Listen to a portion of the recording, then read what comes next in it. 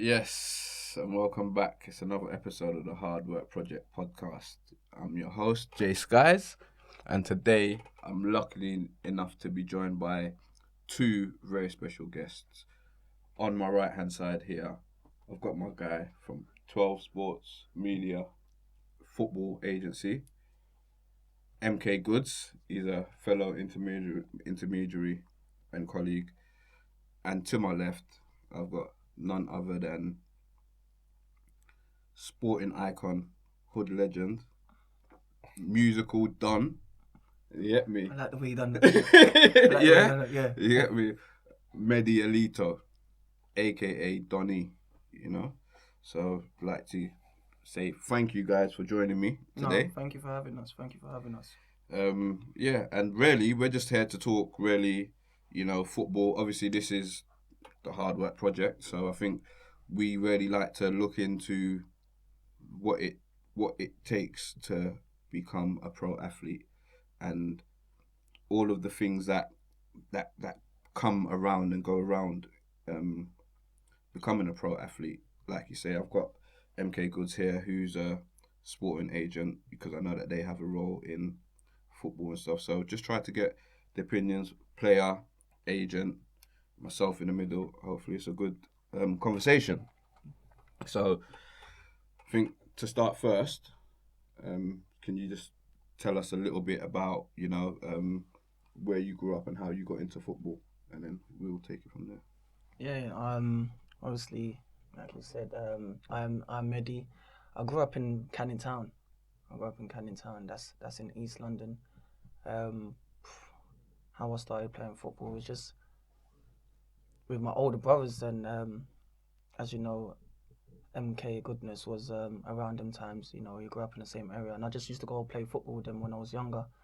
And they used to tell me come play football, and I was just a little 7-year-old, 8-year-old kid that's playing football with like 15-year-olds or like 16-year-olds, and it was crazy. Yeah, that's how I started playing football.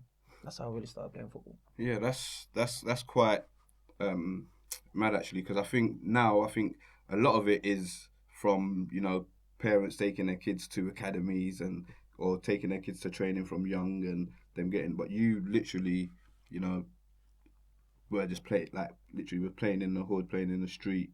You understand? It wasn't formal. It was just a fun thing for you to do. Nobody wasn't taking you to football sessions every weekend. No, it wasn't even that. Like I said, it was just playing football with my older brothers and with MK. Just that really. We actually had what's it called? We had some play schemes that was going on. You know, when 6 weeks holidays, when when everyone's on holiday, and there was one in Eastleigh that everyone used to go to, and we had like a sports hall in the school. And I remember I was still young, like I'm still 7, 8 these times, and Goodness and all that. They're like probably already all in secondary school doing their thing and that. And I used to just go and play with them. Like I used to be the youngest one there. Mm. So he can tell you there was a lot of ballers that even in his age group and down to my age group, there was a lot of ballers from East, especially from our side of town, Canning Town. It was crazy. Okay. Yeah, so moving forward then, you get into Colchester. So that's like from your grassroots or whatever you're playing grassroots, you've been scouted into Colchester Academy. So tell us what that was like. You know what, that was actually mad, I was playing from 8 and that, from 9 and I was playing Sunday League football. I was playing for Royal Falcons at the time. I was badding it up every week, badding it up, and obviously I stopped playing football for a bit. Like when we got to 13, 13 you start hanging out with friends now. It's like I didn't fall out of love with football, but I just started chilling with my friends now. But then I went back to football after a while. To Peacocks. I stopped playing for Royal Falcons. That was another Sunday League team. It was like a gym around my area. And then funny enough, when I got to 14, I wasn't really playing football. Then Goodness come and said to me, like, there's trials. Let me take you Colchester. I'm still young. I said, what, Colchester? I don't mind.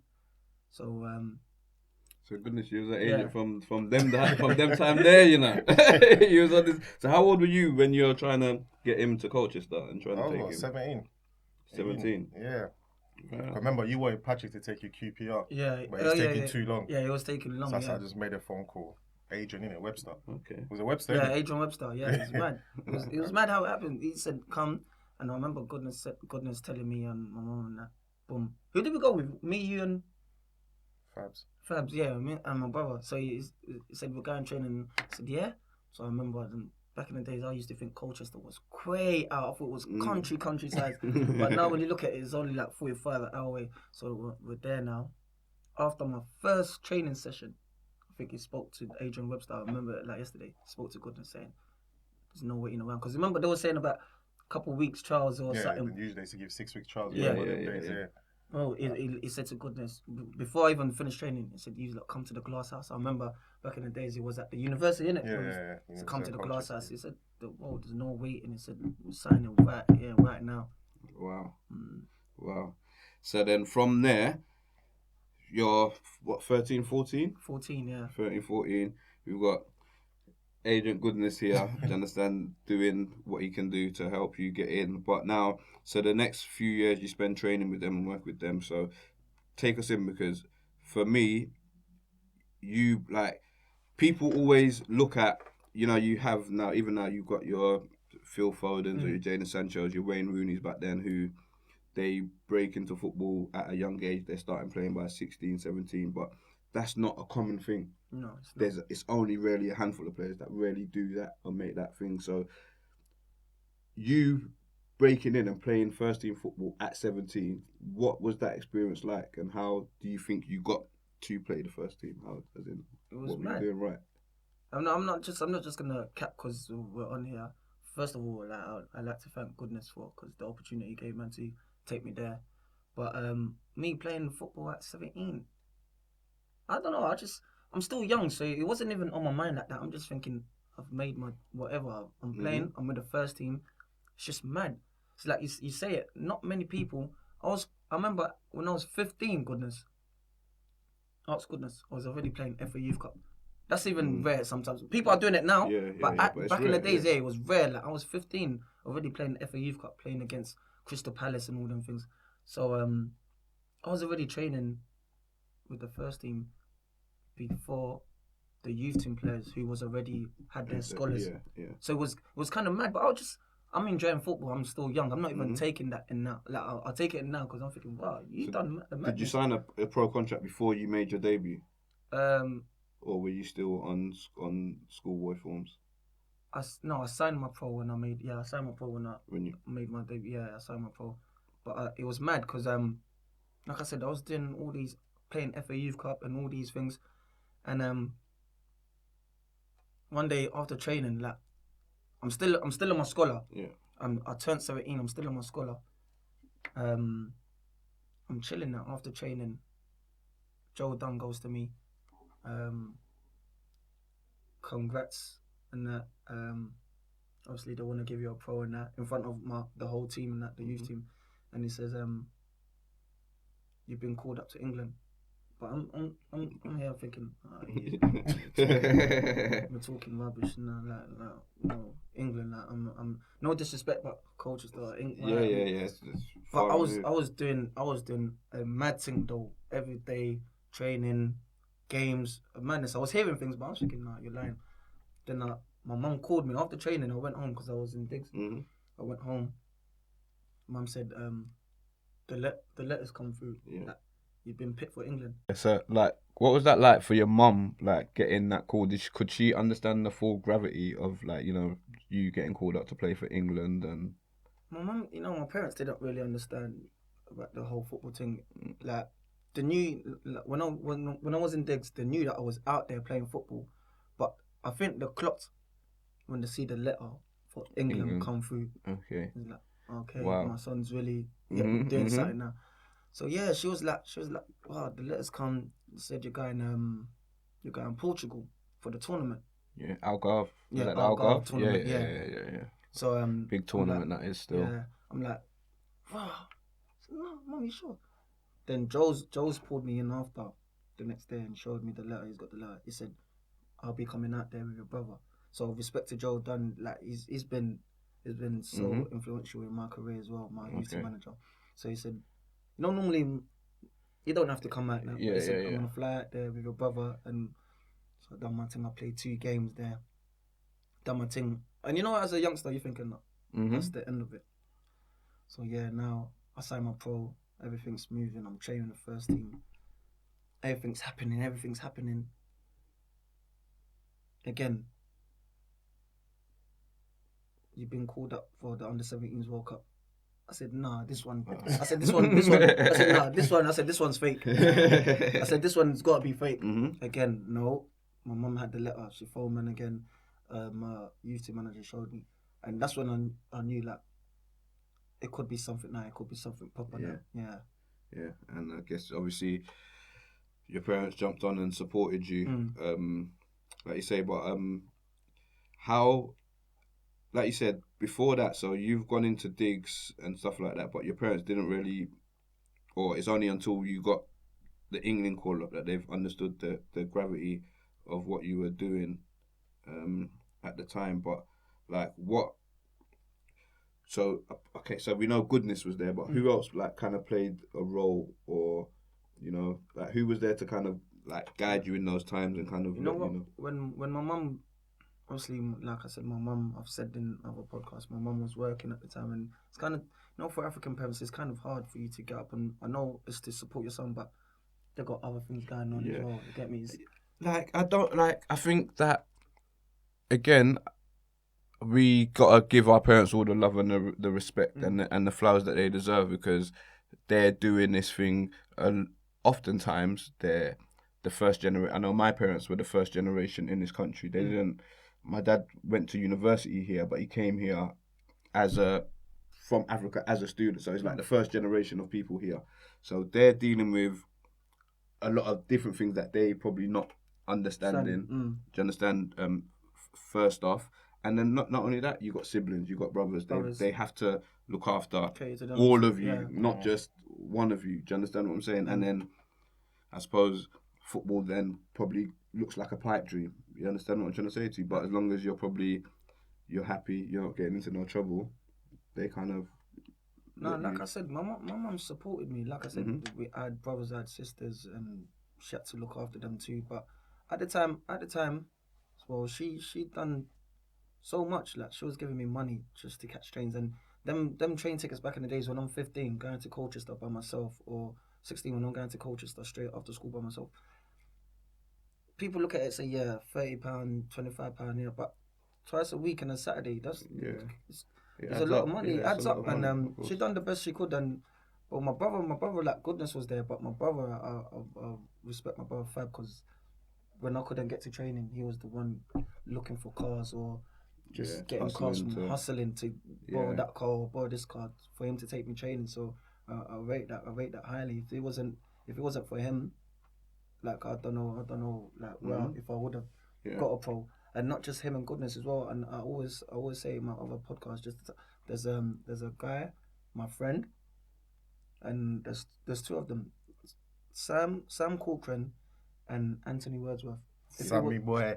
If it wasn't for them 2, like, I wouldn't have done half of the things I've done in my career, because late nights I'm sleeping around when the trains are not working. I'm sleeping around their house. You know, I'm leaving in the morning.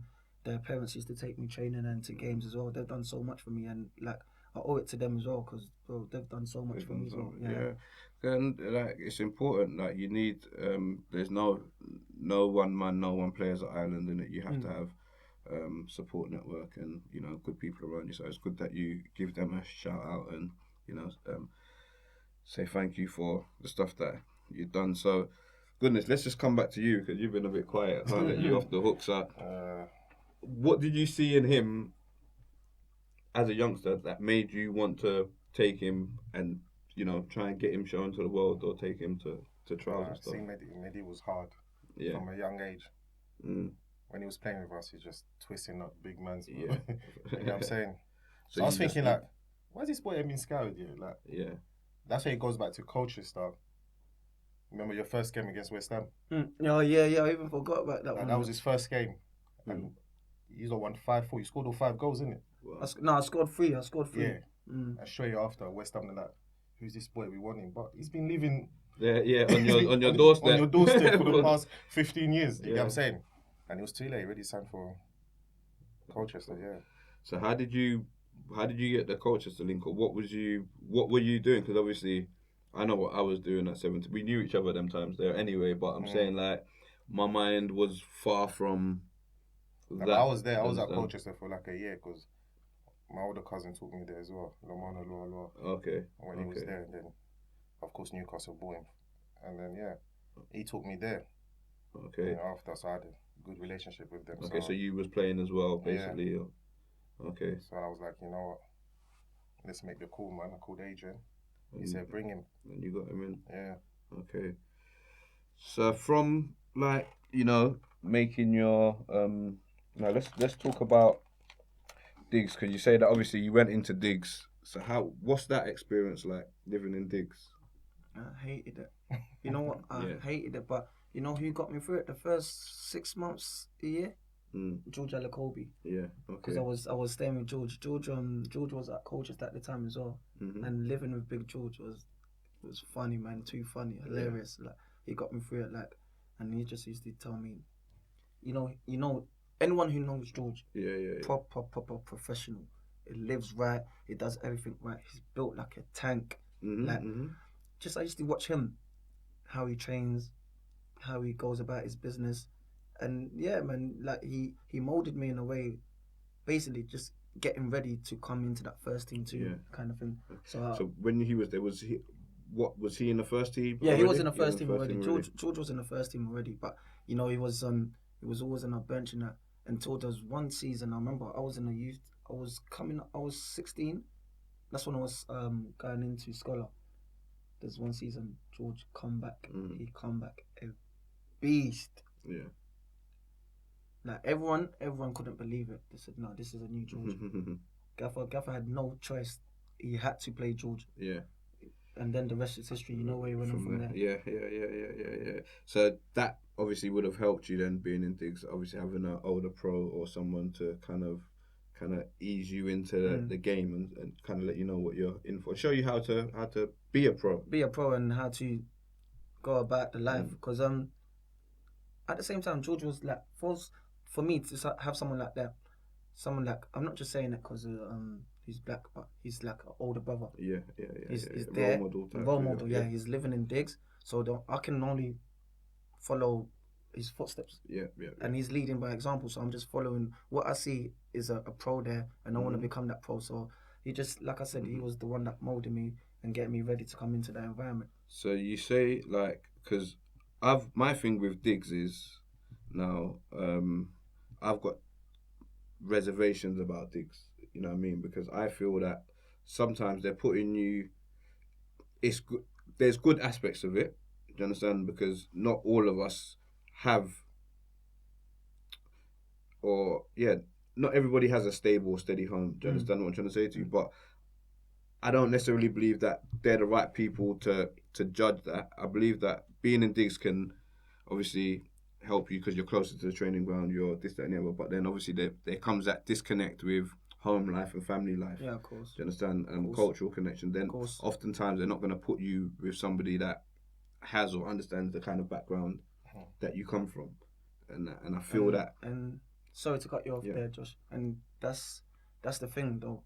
And that was the main thing, because at first you're thinking, digs, lit. I'm gonna stay there. I'm gonna stay with my friend in a different household. We've got our PlayStations and everything. Food, culture differences. Yeah. What they like doing and what you like doing is totally different. It's just like I said to you, touched on before this when we were just talking. Like, I was used to in my house, in the African household, or just in my house, I'm eating food at dinners at 8 or something, sometimes even 9. Mum just drops the food. There you come in. You're coming from training. I sleep an hour. 5:30, dinner's already getting cooked, and at 6 o'clock I have to be at the table. It's like everyone. Your dinner's gonna be cold. Yeah. Not even in a rude way. I know it's gonna be. But can I eat? I'm watching something in my room. Can I eat? No. Everyone running. Then little things like that started getting to me. I said, "Bro, I can't do this no more. Like, I can't do digs no more." Yeah, I think that.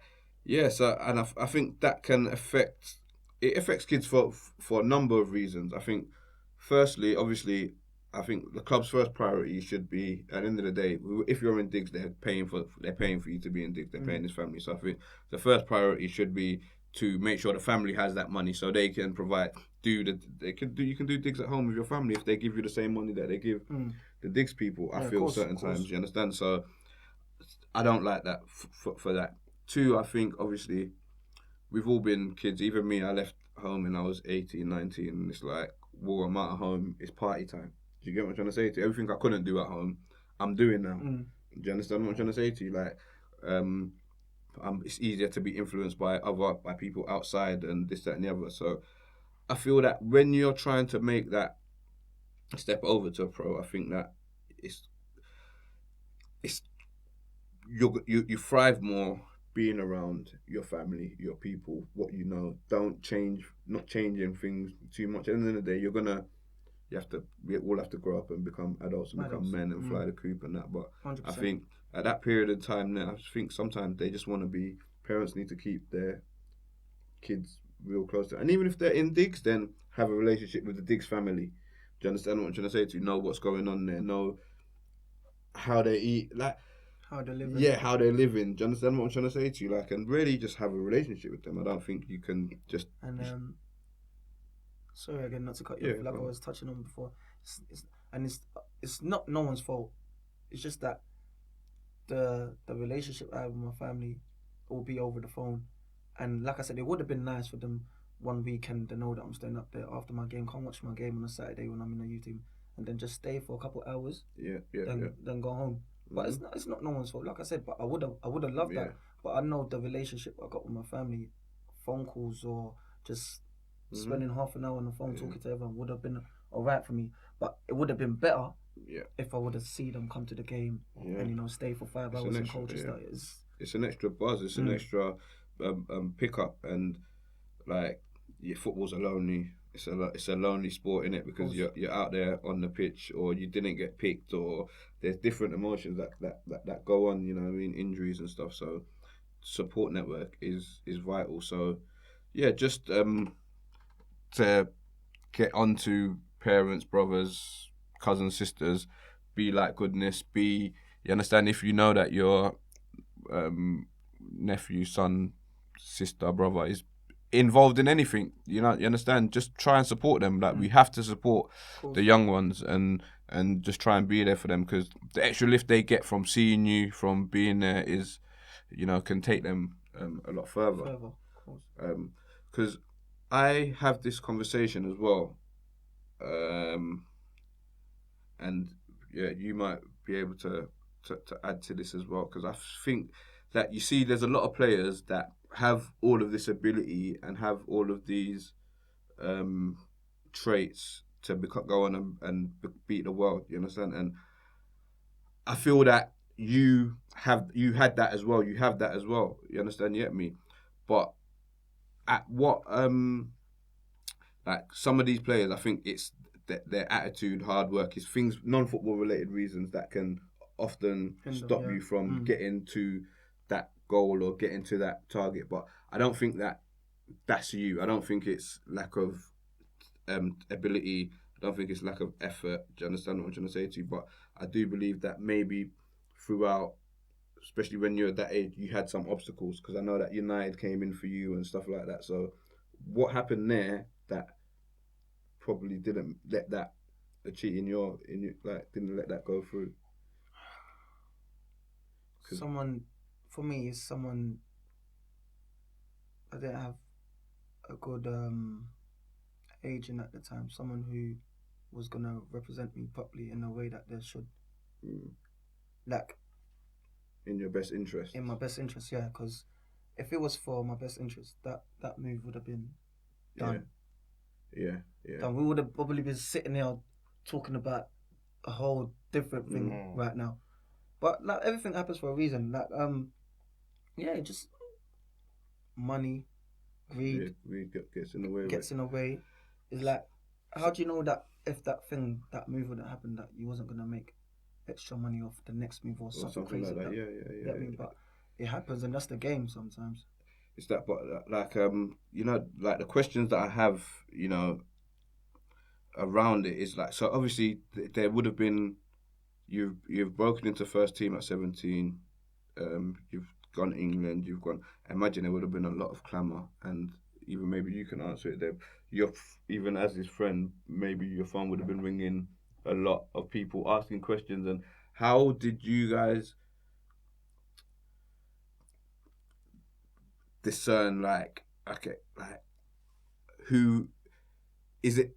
Do you think there's somebody else that you could have listened to, or because I'm sure he wouldn't have been the only person who's approaching you? How do you, because I just find it's mad. How do you make these decisions? Because you're young, you're 17, 18, 19. How do you make these decisions about who to, when there's so much noise coming in? There's so much noise.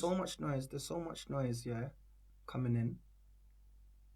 But I'm gonna go to someone I feel comfortable with, and I'm gonna go with a person that looks like me, and that's how I looked at it. Mm-hmm. And what I'm saying is, you know, there was white agents and there was black agents, and there was a lot of noise. But I just feel like I'm still young. You remember, I'm still 17, 18. I'm gonna go with someone that looks like me, because I think he's got my best interest. Yeah. I think he's gonna do the best he can for me, because like he knows where I'm from. From the mud, like from back in ends or whatnot. But plus that wasn't the case. He looked after a few players from ends as well.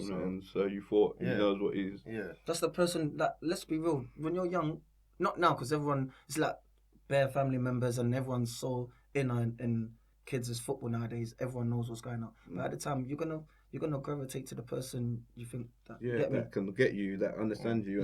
And and by rights, they're supposed to do the best job. They're supposed to do the job with your interest at heart. Do you understand? Do you think it's a case of him not having your best interest at heart, or him just not being capable of doing it? Because speaking to a club like Man United, dealing with clubs like on that level there, sometimes it requires somebody who's capable. Do you understand? Yeah, I think that job there, it required someone that was capable, but I think he was working with someone that was capable of doing it. Mm-hmm. But he didn't want to share the guala. Yeah. So you get me? It's mad. Techie, it gets techie, and when he gets like that, he's gonna think, "Oh, yeah, I'm not doing it." Because you might have the link. Yeah. You might, that United's yours, but he's got the player. That's his player. Yeah. But United are adamant. Boom, we want it now. We want it. Even Ferguson put out on the newspaper. I want him to replace Ryan Giggs, so we're getting gas now. We're thinking, I'm thinking, hey. So that's what I'm saying. So that's, you got the link. Man United saying to you, Josh, boom, we want him. But he's got the player. Yeah. I know. I understand the business. So it's like, what happens now? But like, that's my player. Josh can't be getting so, and I get this. But if you care about me and you care about my growth and that, you're going, so let me eat this little something, because I've done it for you. You're my player. So football is a techie one. Yeah, it is very techie. But I think that today, I think we're in a place where parents are taking more interest in that aspect of the business, and I think they're more. I still think that it's still a savage game. I still think that it's down to my thing, or my problem with agents is that they're in a position to bust you. Not when I say bust you, I mean information wise. Do you understand what I'm trying to say to you? Even if as a player you're young, you can't take in all the information.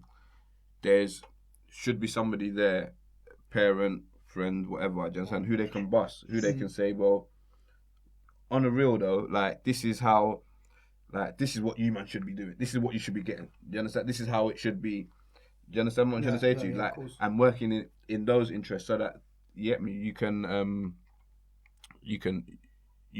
make that next step. But I think that sometimes they don't do that. So again, I don't like to. My thing is, I like to back parents. I don't like to blame them. Like, you've got to think with parents, it's their one child and it's their one experience of football. An agent or somebody, they do this with players every day, week in, week out. But the parent, it's their first. They don't know nothing about football. If they're an electrician and you ask them to change a light, they will change the light because that's what they know how to do, but not football. So I feel that in the past they've not always been open in saying, actually telling you, busting you, telling you the loophole, telling you this is what you should be trying to. You know what I'm trying to say to you. So we have to. It's mad, and you see that, yeah. All through your own hard work, you was talking about hard work. When I was young, that's the only thing we knew, hard work. And I'm gonna tell you something. I remember, it's not always been football that's or agents. I remember, like I said, there's been times when agents couldn't get me to games or meeting a coach. Remember, I'm still young. Yeah. I'm still young. I'm still 17, so I'm waking up early to catch a train from Stratford to Colchester. Yeah. From Colchester, get a cab to the ground or meet the coach wherever we're gonna meet him. So my brother's not driving at the time, but I'm saying sometimes Saturday my brother's dropping me to meet. But I remember I missed the coach. And and this would even bust me again more because the season started. I missed the coach. I think it was 2 months in. It was gonna be a long season. 2 months in, I was gonna make my debut against Cardiff away. I missed the I missed the train, and I'm thinking, it's done. Mm-hmm. I phoned up my agent at the time, saying, "Oh, you what?" I said, "Nah, I'm gonna come pick you up. We're gonna try meet the coach wherever it's stopping and whatnot." Phone Gareth Williams. I love him to bits because he gave me a chance to make my debut and gave me my pro and everything. I was like, "What? Tell him to F off home. I don't want to hear it." Locked off the thing. But these times it's on loudspeaker in the whip. And when I heard that, I was thinking, I went in. And you're supposed to make your against Cardiff away. Wow. This one, many people won't know because a lot of youngsters are like, there wasn't probably trying to Michael Chopper, and you see when Michael Chopper I don't even players doing their thing. And what's his name? What's the tall striker again that used to play for them? Light skin. Unsure. No, not Unsure. Boothroyd. Oh. Jay Boothroyd. Yeah, against them. So I've gone in now. I've sat down. Marie was I remember Marie. She was like the chairman at the time. We had a woman that she had peace. She sat me down. She's like, "Listen, what happened?" I was like, I told her, "Look, I'm coming from here. I'm young. I missed the train, and the next train was gonna come in 45 minutes. There's no way." Then she said, "Do you think you should move back up to Diggs?" I said, "Yeah," but I said I'd rather have my own place because I don't feel Diggs. Yeah. And she said, "We're gonna sort something out." And she said, "Listen, you're gonna make your debut against Ipswich." She said, "Please make sure you're there." She said to me live. It was just me and her in the office. She said there was 18 scouts that travelled to Cardiff to go and watch you, and you didn't turn up. And you see, when I heard that from a young age, when I look back at it, so these lot was patterning to. Yeah, she's the chairman, isn't it? She's seen the dollar signs on your head and thinking, "I'm gonna sell and make some money here." So she said, "Make sure you're there, please." And I spoke to her. Then she said everything was fine. Then I made my debut, and it was mad. So how do you when things don't go right, or that situation didn't happen for you with United? How do you pick yourself back up? How do you get back, or what was the feeling? How do you get back into? I was still young. You see, when you're still young, you just want to play football. But I was young in a sense where I didn't even want to play football no more. It's not every day Man United comes in for someone, especially from a kid. It happens. We hear these stories all the time. It happens, but at the time, all my friends, Anthony Edgar and all these from West Ham. The way Kieran Agar, when they used to talk to me about the Milk Cup and all these things and all these, they're playing against Inter Milan and all these. You know, Arsenal. They're at Arsenal, West Ham, so they're playing against. I'm thinking, wow, man, my man should be there. You get me, like when I'm hearing United are coming from me, I'm not gonna lie to you. I didn't want to play ball no more. When that thing did happen for a good month or so, I didn't want to play ball. Okay, so what got you back playing, or what was, what were you, as in, you're playing, but you're not, your heart's not in it. Yeah. You're there, you're still going to train. Yeah, and like, stuff, I'm still going to train, but I'm not in it. I don't wanna. Oh, it's just until I spoke to my boy Woody. Said, you're here now. You might as well play, man. Yeah. You're still cold. It's like one thing coming in for you, but it don't mean they might not come in again, or there's other teams watching. Yeah. Get me? You made noise and that. I just started to enjoy football again. I'm still young, so that's all you know at the time. It's just football. Started enjoying playing football again, and yeah, that's what made me come back to football. Okay. So,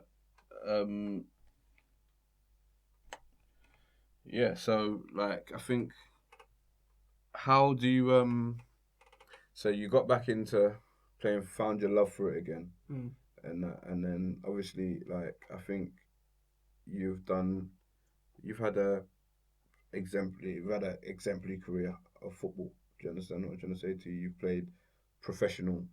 You've had from, like you said, you're 17 to where, like, I don't want to out you, you know what I mean? But I guess in your early 30s, in your 30s now, just touching around that now, you know what I mean? So, like, you stayed in the game. You understand? You've had setbacks, you've had ups and downs. You understand? You get me? But like, we know a lot of players who haven't stayed in the game, fallen out by even the age of 23, or even falling out later, still been given opportunities, and have not done it. So I think that, like, or for me, I want to say well done and congratulations. You understand?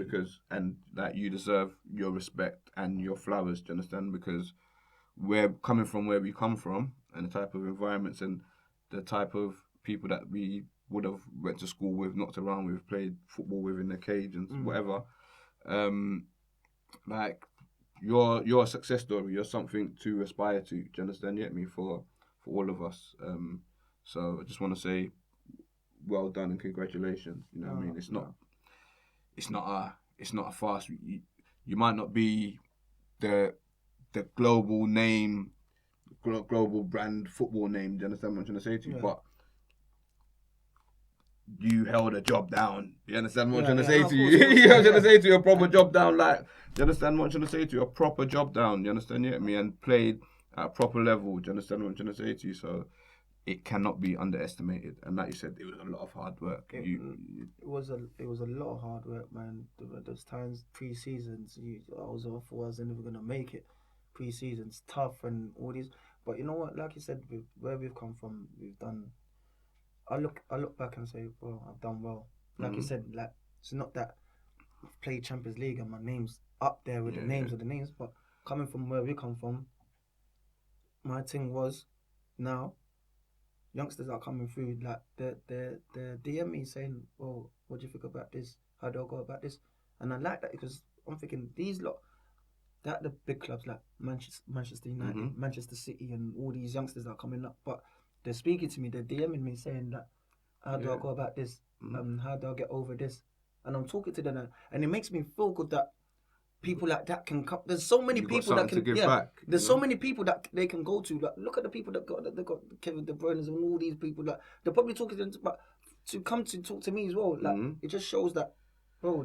I think it's because you understand them. You understand what I'm trying to say to you. Like, you come from the same places that they come from and have the same experiences that they come from, but you're still not far removed. Do you understand what I'm trying to say to you? Like, you're accessible. Do you understand? You're somebody that we can have here, and we can talk to you, and we can find out about these experiences. So I think that young people appreciate that too, and appreciate that from you, and will come and get that knowledge. It's important that you can, you're happy to give it back to them. Yeah, man, and that's it for me. Like, that's what I like, giving back.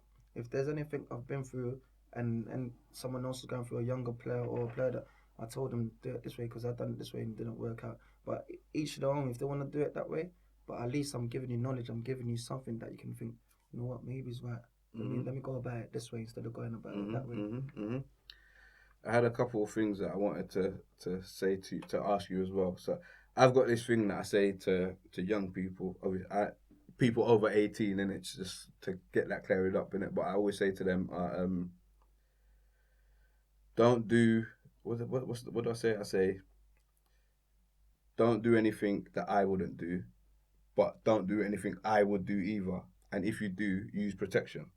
Do you get what I'm trying to say to you? So with saying that, yeah, what I want to say to you is that what is there something that is there anything that you have that you would do that you will be telling them don't do this, do it this way or do it. Do you understand? That's what I want to ask you.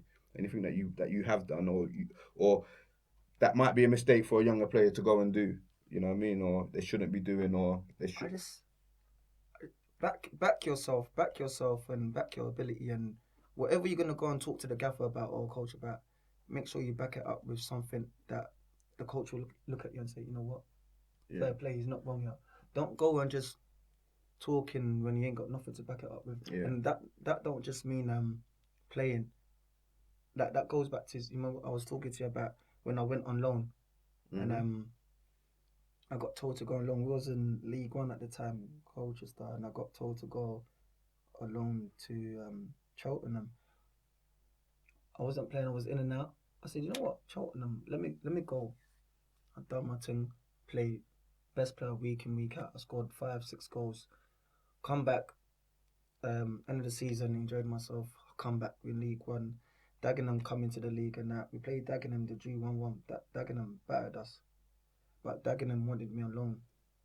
Bearing in mind we're in the same league. I go on loan. I bad it up. 3 and 3, 2 assists within a month loan. So the manager's told you to go on loan to a club that's in the same league. You bad it up. You come back.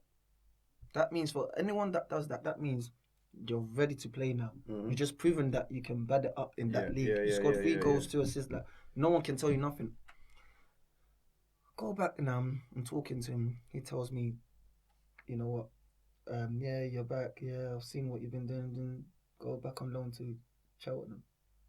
Now, this is where I go back and say, make sure you back it up, because I'll come back with facts that I've been the best player for a month in the same league, and you're telling me to go back on loan. And this is where I'm not saying have an argument with your manager, but there's ways to go about it. Like, prove to them, show them the facts but don't just go there willy nilly, because you know what, that could be the end of it. They could just say, you know what, I'm done here. It's training the kids. But that's what I'm saying. Just know what you're doing. Go there with facts. Yeah. So have better relationships with management. Yes. Because having a relationship with managers and coaches, I always say this, because I might want to be a coach one day, and my manager or coach at the time is at Charlton or Arsenal. I've done my UEFA B and UEFA A. Medy was a good guy when I was coaching him when he was a player, you know. Like, he listened, like, he trained hard. Let me take him. Let me ask him if he wants a coaching role or a manager's role. Yeah. You never know. So that's what I always say. Keep good relations, because you never know who's gonna take you and who's gonna back you. Like, yeah, I agree with that point there. And I always say to players that everybody that you're dealing with and working with, they have ambitions and they're ambitious as well. So you could be playing at Colchester and your coach there's coaching you at Colchester, but him too, he wants to manage at Man United or manage at Man City or Barcelona one day. So you don't know which one of them is going to get there. So you have to be in a position that when that guy gets to wherever he's going to and they ask him, oh, do you know Medy? Do you know? He needs to be able to say, yeah, that's my guy. He's a good trainer. He's a good good lad. Do you understand what I'm trying to say to you? Because it follows you. You know what I'm saying? These people, they move around. Do you understand? So it's important to cultivate your relationship with management, you know, and things like that. So I'm glad that you said that that's one of the things that you would possibly do better, because I suppose when it is at that level, dealing with management level, his main thing is he wants to be in a job come Monday. After the weekend's football, he still wants to be in a job. Do you understand? So that's his main concern, and the trust he has to have in a player to put him in to a team for him is going to be based on, right, need to be in my job. The canteen, if we get relegated, the canteen lady's got to go. This, that, and the other. Do you understand? So I guess it becomes very important, your relationships. No, always important. That's why I tend to always keep good relationship. And there's nothing wrong with talking. Just hear them out, give your points and that, and hear the gaffer out. None of this bad blood or all these kinds. It's never gonna get you nowhere. And football's a small world.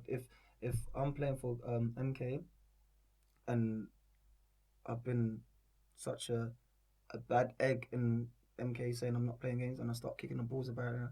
Now you know how good I am, Josh. You're a manager at just say Barnsley or Sheffield Wednesday. Now you want me. Football's a small world. Before you want me, you're gonna ask for reference from MK. Mm-hmm. What's Medy like in training, or what's me? He's a bad egg. He's not good around the boys when he's not playing. Cancelled. That's it. Cancelled. And I know many players' careers that have just been ruined by that. Do you understand? Ultimately, the bad attitude, and I think that for a period of time, they will overlook certain things if you're that good. Do you understand what I'm trying to say to you? Like, they will overlook certain things for a while. If you're that good, they'll overlook attitude and this, that, and the other. You get me? But when it gets to the business end, where, like I said, jobs are on the line, this, that, and the other, no one's not going to overlook it. Do you understand what I'm trying to say to you? Like, you have to be the whole package. You understand? Training, playing well, attitude, nodding and saying hello to everybody that you meet in the canteen. And so it's the whole package. You understand? I used to even... This is a big tip that I used to give to players, and that, like, you know what I mean? I'm just going to put it out there now. It might never be a tip, but you might tell me whether it's a good tip or not, because I've not been at that high level myself, as in the dressing rooms or in the canteen of a high level football team. But my thing is always like, at least 2 or 3 times a week, get to the ground early, you know what I mean? And not even to go out on the pitch, but just be in the canteen, in your canteen area early, 2-3 times a week. You understand? Because what will happen then is, like, even if you're just reading a newspaper or whatever it is, you know what I mean? One of the coaches will come and sit down next to you, and then they'll have a chat with you. And you know what I mean? They've noticed that you're coming in, they'll come in and have a chat with you, and they just get to know you. It might even be the gaffer. Do you understand? But those things help. You have to be the whole package. You have to work your environment. Do you understand what I'm trying to say to you? And give them reason to come and talk to you, and then gaffer starts chatting to you. Now we trust you. Now he knows, okay, on Saturday I know I can put him in the team because he's going to give me what I want. You know what I mean? So I think it's important that young players do that as well when they're trying to get through. Nowadays, I think nowadays in a Prem and in a Champ, just because of Pep Guardiola or probably Klopp and all these people that's come and done it, and they showcase that on the pitch. You know when Liverpool win, or Pep wins and that Man City wins, you see him hugging his players. He's talking to them. Like, you see the camera on them, and I know he's not doing it because of the cameras there. Like, you just won 5-0, but you're still chatting to Foden, or you're still chatting to Raheem Sterling. Like, listen, I think you still should have done that. You won 5-0, and that was that man-to-man management. It goes a long way, and I think more managers. I'm not saying they don't do it, but I think when I've played, not a lot of managers do that and got to know Medy as Medy Elito. Forget the footballer that he is now. What's it like? Just a little convo. You see what you said? Like that guy sitting in the morning reading. Like, speak to the gaffer coach. Oh, what's home like at the moment? Just normal chit chat. Yeah. How's mum? Like, what's the mum doing? You know that man. You feel free to open up and just. Oh, he's asking me about not football. He's asking me about mum. He's asking me about my life. What I do. You get me? And not a lot of managers do that. They just he's good or he's good. It's everything to do with football related. Sometimes just talk to them about normal things. And I'm telling you, a lot of players will open up and you get the best out of them sometimes. Yeah. No, I agree. So let's move on from there because we'll wrap up soon. But I just wanted to ask you. So obviously we know you as well as Donny. You understand? You get me? And you get me, like your musical ability and how well you've done with making music. How was that, or how did that help you as a sort of a distraction or something else outside of football? How was that? You know what? Music's always been my hobby. Like I remember, even I go back to saying when I was young, even goodness, from young, from 8, 9 as well. I was doing talent shows. With Patrick, and like I used to rap. He used to be like Snoop Dogg. I used to be like his little protege or something. Like just rapping, like doing talent shows in universities and unis and whatnot. But music helped me in a way where, as a footballer, we got so much spare time. If you're not studying, if you're not doing anything, there's a lot you can do like in your spare time. Like we go training at 9 or 10, Josh. We're done by 12:30, 1. So you got that the rest of the day to yourself. Like, so I just used to go studio. Something that I enjoy doing was a hobby that would take me away from, because anyone that will tell you, I love football. But when I'm away from football, don't talk to me about football. My friends tell me, "Oh, you don't watch matches, innit?" I said, "I only watch that when it's Champions League, Barca, or when there's Super Sunday. But when we're on holiday or when season, don't talk to me about football, because, bro, I love it. But when I'm away, I like doing, working on music, and that just takes me away from that football thing. Because sometimes you know how it is, football can be heavy. Listen, it's an ugly mistress, mate. You know what I mean? I always say that to people. Like, like the game can hurt you, bro. Like, there's ups and downs. You understand what I'm trying to say? Ups and downs that people don't see. Like, you know, I remember the times when I wasn't playing, when I was doing my thing. People will ask me, why you not playing? I don't know how to answer it.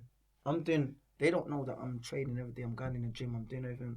Saying, are you working hard? And that used to annoy me, and that used to piss me off, because I'm thinking, bro, I'm working hard, I'm doing. He said, so why is the manager? I said, bro, if the manager's not picking me, I can't do nothing about it. But people will ask me them questions like, say, no, you're not working hard, you know.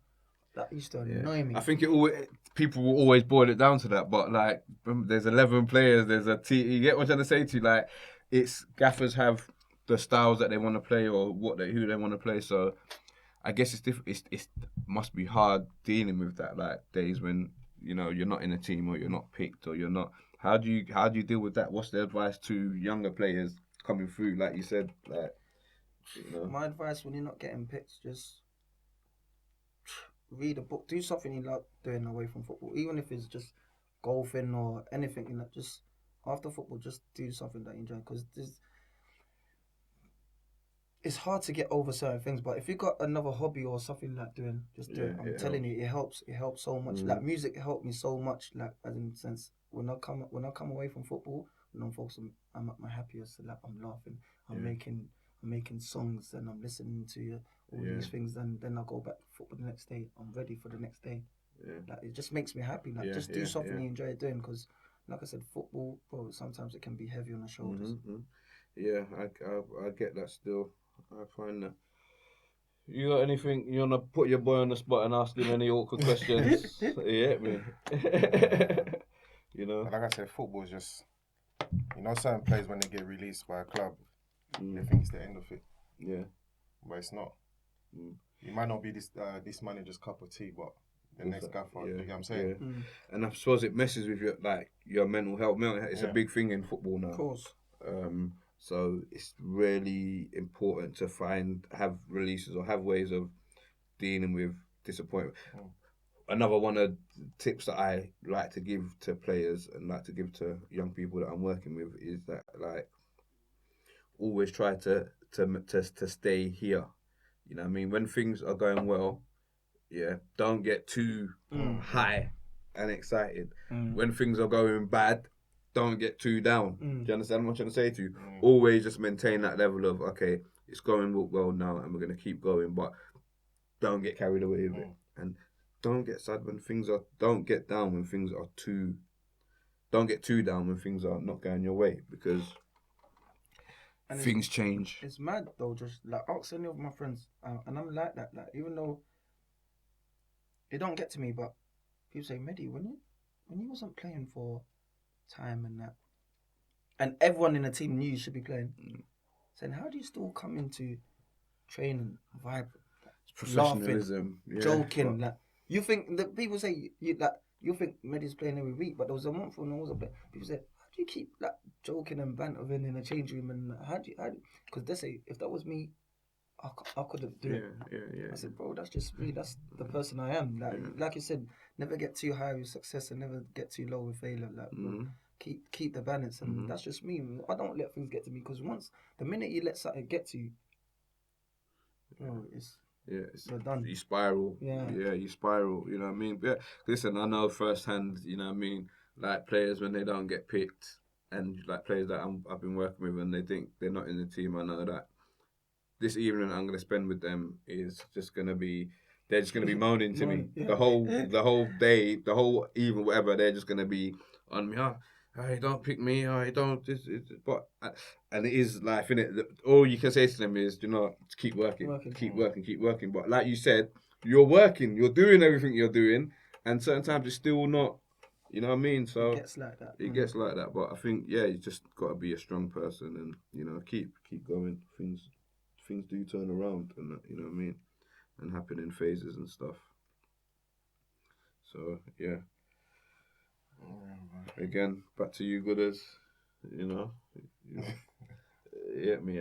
So for you, as an agent, tell us about this 12 Sports Media. What are you trying to do, and how are you trying to be a better agent than the agents that are out there currently? Yeah, of course, it's difficult, isn't it? Yeah. Because you might go for a player, but they want to go for the bigger agency. Because they want to be able to say, no, I got the same agent as Harry Kane, but it's crazy, man. Yeah. Like, you have to get to know the agent. Don't get me wrong, there's like a few players that I signed that I've took from your company. Yeah, take it over from me. but that's how it is, isn't it? It's competitive, isn't it? Yeah. Very, very, very competitive business. And because I speak to a lot of youngsters, like you'll say you could have 4 players that are doing their thing in a champ, and Josh is the one that's got them there. He patterned the moves because he knows what's best for his players. But you want to sign them, like goodness said, but they got Sancho, and Sancho is someone who's young like them. They just want to go. I want to go where Sancho is. Yeah. Instead of thinking, or their family thinking, but Josh has got 4 players that's playing in a champ, and they're doing their thing. They're even playing for their country now just because of you, but they just want to go with the big names. You get it? Yeah, I think that there's a lot of that. I find that, again, it's a bottom line business, isn't it? Obviously, these companies, these agencies that you say, they're very bottom line. It's about even the football clubs, do you understand? If you're good enough, they're going to give you the contract and give you the world and tell you that everything is, you know what I mean, shines out of your backside. But if you're not, it's like, okay, thank you, bye. Do you get what I'm trying to say to you? Like, there's not, okay, well, let's try and get you working, or let's try and actually put you into this club. There's no pathway for you. You understand? You get me? If you're not good enough, do you understand? So, back to that, I think that it's difficult for everybody. Everybody gets a bad rap. Like agents, they're bad. You understand what I'm trying to say to you? They're only after money. Do you understand? You get me? Clubs, they're out for their own interests. Players, they can be divas if they want to be, or they can be. Do you understand what I'm trying to say to you? They can be hard to, like, everybody's in this battle. You understand what I'm trying to say to you? So it's be interesting. I think that, again, it'll be good. That's a conversation for another podcast, because I could talk about that for an hour, but and actually get into that. So maybe you come on again and we just talk, agent talk. You know what I mean? and see what's going on. But this has been the Hardwork podcast. You know what I mean? I've been joined by my guest, MK Goods, 12 Sports Entertainment, Donny, Medy Elito, pro baller, like I said, hood legend, musical don. Do you understand what I'm trying to say to you? Musical don, like, it's been an honour to have you lot here. Just want to give a big shout out to some of the local companies and in our community that are doing good things and trying to look after themselves and feed the family and doing things in our project, in our hood. So got these Frizan coconut crisps. You can find them on Amazon. and on Instagram. You know what I mean? And that they're proper tasty, vegan, all that good stuff in there. Got my boy, Forever Young Couture, Chris. You know about him. Tupac, my G. You know, he's got his clothing label. He's out there. And yeah, I think that's what we got here for you guys today. Go support them, like them, support us, like us, subscribe. You know, it's been a pleasure having you guys on. No. Thanks once again. No, thank you for having us, Josh, man. I appreciate that, man. Thank you. You know, and yeah, we're out. Oh, one more. Mindkite, mental health and awareness. Yeah, like these guys, they've got a mindfulness app. You know, so just go check them out. They're on Instagram as well. You know, they're trying to do good things in the community and support mental health and give people a positive outlook on life. So yeah, respect.